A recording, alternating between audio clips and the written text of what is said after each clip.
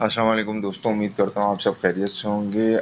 आज जो हमारा स्टडी का टॉपिक है सिविल प्रोसीजर कोड 1908 का सेक्शन 9। हम शुरू करते हैं सेक्शन 9 से, जो कहता है court to try all civil suit unless board.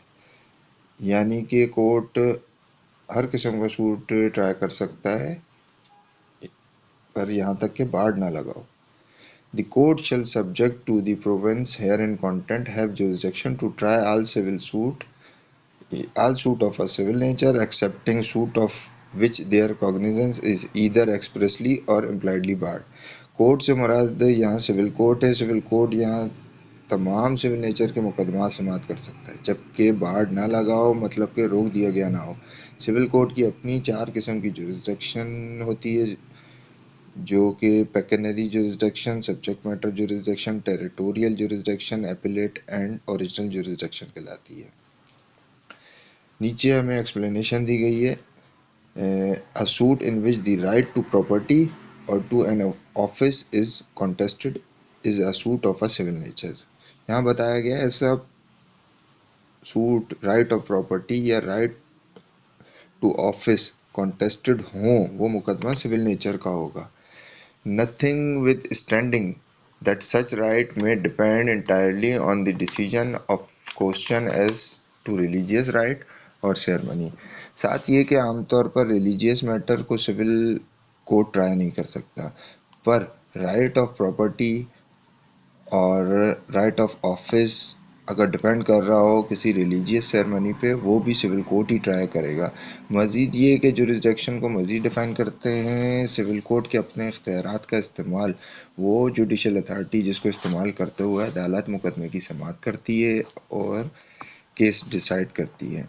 Jurisdiction ये भी है कि अदालत किसी काज को डिटरमाइन करती है जिसकी वजह से केस अदालत में आया। इस मुकदमे में जो राइट है इसको डिटरमाइन करती है। अदालत फैक्ट की इंक्वायरी करती है, जुडिशल पावर को इस्तेमाल करते हुए अनाउंस जजमेंट करती है। सिविल नेचर के मुकदमात जो कि एक्सप्रेसली बार्ड होंगे, family cases, revenue cases, criminal cases, और जो हमने पढ़ा है इम्प्लाइडली बार्ड जो होंगे unlawful recovery, unlawful subject matters. और मज़ीद ये कि सिविल नेचर के जो मुकदमात होते हैं private right and obligation, suit of damages for breach of contract, suit for specific performance, suit of conjugal rights, suit of rent वगैरह से रिलेटेड जो भी केस होते हैं वो सिविल नेचर के सूट्स कहलाते हैं।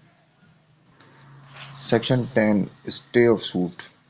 No court shall proceed with the trial of any suit in which the matter in issue of also direct and substantially in issue in a previous institute suit between the same parties or between parties under whom they or any of them claim litigating under the same title where such suit is pending in the same or any other court in Pakistan। यानी कि stay of suit से मुराद कोई नया suit आप दायर नहीं कर सकते, कोई केस प्रोसीड नहीं होगा। सेम पार्टी अगर आ जाती है, सेम टाइटल है, सेम काज ऑफ एक्शन है, सेम जुरिस्डिक्शन है, case already pending in any court, यानी कि किसी भी केस यानी कि कोई भी केस अगर ऑलरेडी पेंडिंग है, सेम पार्टी है, सेम टाइटल है, सेम काज ऑफ एक्शन है, सेम जुरिस्डिक्शन है, तो उस पर भी बार्ड है, उस पर आप कोई नया सूट दायर नहीं किया जाएगा। Section 11 res judicata. Res judicata concept. No court shall try suit or issue in which the matter directly or substantially in issue has been directly and substantially in issue in a former suit between the same parties between parties under whom they are or any of them claim litigating under the same title in a court competent to try such subsequent suit or the suit in which such issue has been subsequent raised and has been heard or finally decided by the such court। यानी कि race judicata concept ये कहता है हमें कि case already decided हो चुका हो, same party, same title, same cause of action, same jurisdiction हो। तो यहाँ पे भी हमें रेस जुडिकाटा की वजह से हमें यहाँ पे भी बार्ड है। ये सेक्शन हमें बताता है कि अगर केस ऑलरेडी डिसाइडेड हो चुका है, same party, same title, same cause of action की वजह से और सेम जुरिसडिक्शन की वजह से, तो वो भी इम्प्लाइडली बार्ड होगा।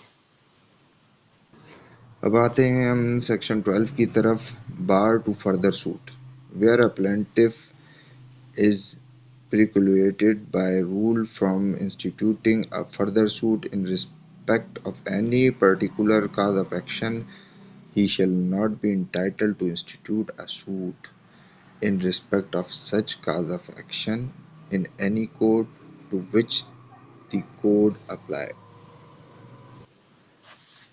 अब हम बात करते हैं सीपीसी सेक्शन 12 की, और इसका सेक्शन 2 यानी कि 12(2) भी, सब सेक्शन 2 भी काफ़ी बहुत इम्पोर्टेंट है।